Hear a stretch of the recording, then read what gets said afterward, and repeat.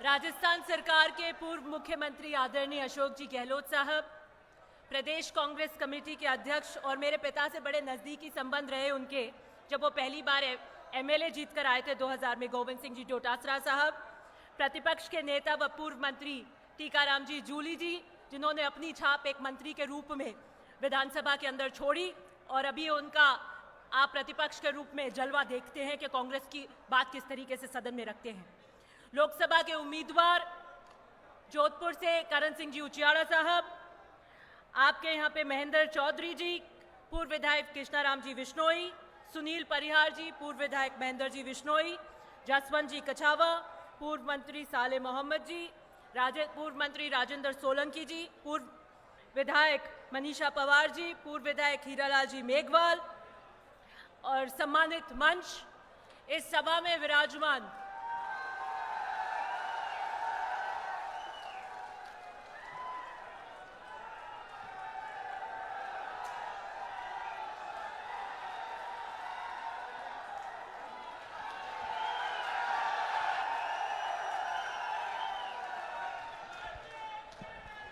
प्रदेश Congress committee हमारे बीच हमारे पूर्व उप मुख्यमंत्री सचिन पायलट जी आ गए हैं, उनका बहुत बहुत स्वागत।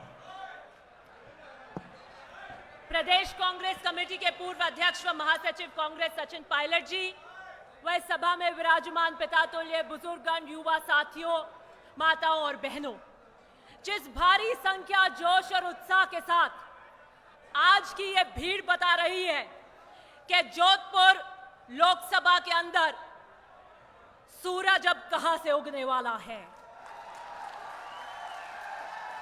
मैं आपके इस जोश और उत्साह को सलाम करती हूं, लेकिन आने वाली 26 तारीख को आपका यह जोश और उत्साह किसानों के लिए वोट में तब्दील होकर कांग्रेस के हाथ पर करण सिंह जी को वोट देकर पड़ना चाहिए। 5 साल के कांग्रेस के इस कार्यकाल के अंदर मैं गर्व से यह बात कह सकती हूं, एक विधायक के रूप में, जब मैंने 5 साल काम किया तो यह किसानों का राज था, यह गरीब का राज था, यह आम का व्यक्ति का राज था, यह पिछड़े का राज था, यह महिलाओं का राज था। और अब क्या हो रहा है? ग्रामीण परिवेश के लोग आए हुए हैं, क्या हालत किसानों की 4 महीनों में हो गई है।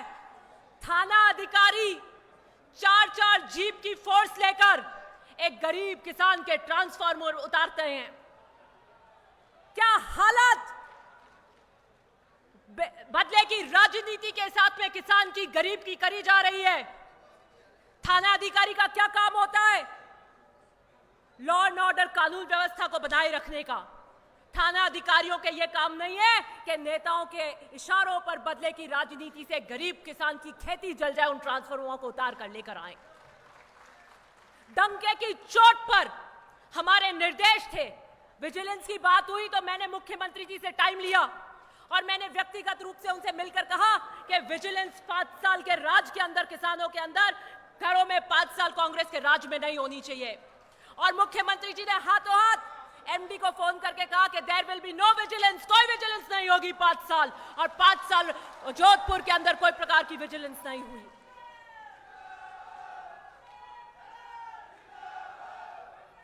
करण सिंह जी आपके बीच में 20 साल से संघर्षरत हैं। मुझे नहीं लगता कि कोई व्यक्ति ऐसा है जो करण सिंह जी का परिचय देने की आवश्यकता है। व्यक्तिगत आपसे बीच में आपके यहां पर चुनाव लड़े हुए हैं, लाहौर के लोग जानते हैं, जोधपुर के लोग जानते हैं, और एक सरल व्यक्तित्व के धनी है। मुझे लगता है अगर आप हिंदुस्तान की सर्वोच्च पंचायत में करण सिंह जी को कांग्रेस के हाथ पर जिताकर भेजेंगे तो जोधपुर जो राजनीतिक चेतना का केंद्र रहा है उसे चमका के रख देंगे।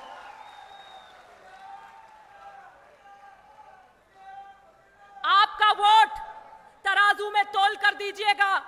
आने वाली 26 तारीख को जो चूक आपसे 3 दिसंबर को हो गई, जो चीज की कमी रह गई, उसे ब्याज समेत आने वाली 26 तारीख को वोट में तब्दील कर डंका बजाइएगा। मैं लाहौर के दौरे पर थी, मैं फलौदी पे भी गई थी, लूनी से भी लोग आते रहते हैं। मैं बता रही हूं सारे सट्टे बाजार फेल हो जाएंगे। जोधपुर की सीट आपकी आने वाली है, मैं आप लिख कर ले लीजिए। हर वर्ग के अंदर आक्रोश है, हर वर्ग कांग्रेस को वोट देना चाहता